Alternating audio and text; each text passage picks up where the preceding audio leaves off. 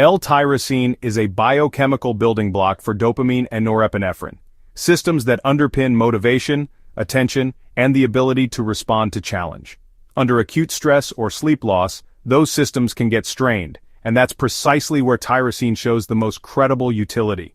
The operative phrase is under strain. People love to generalize one lab result into an everyday productivity hack. That's how you end up disappointed or overstimulated.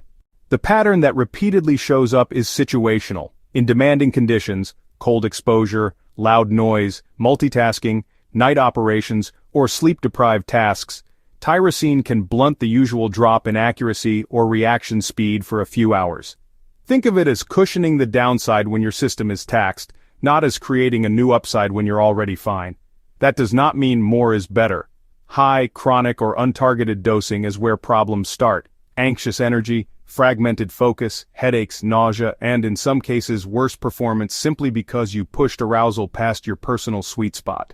Use a conservative, deliberate approach. If you're facing a short window of high cognitive load, an early morning flight followed by deep work, a presentation after a bad night, an exam after a noisy evening, consider a modest single dose roughly an hour before the task.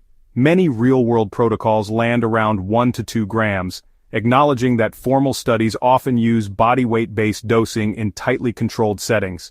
Treat your first use like a dress rehearsal on a low-stakes day. If you must explore more aggressive dosing, do it rarely, with medical awareness, and only when the context genuinely mirrors the under-stress scenarios where the evidence exists. Test yourself with basic rigor. Use the same task twice on different days, once with tyrosine, once without. Randomize order so expectation bias doesn't steer the outcome. Track a few simple metrics: reaction time, accuracy, and subjective calm, focus. If performance doesn't improve or you feel wired, scattered, or headachy, stop. Tyrosine is not a membership card you must keep. It's a tool you reach for only when it clearly earns its spot. Who is a good candidate? People who predictably underperform when tired or stressed and want a narrow situational aid for rare crunch periods. Who should avoid it? Anyone with conditions or medications that make catecholamine manipulation risky, people sensitive to stimulatory effects, or those who already run hot under pressure.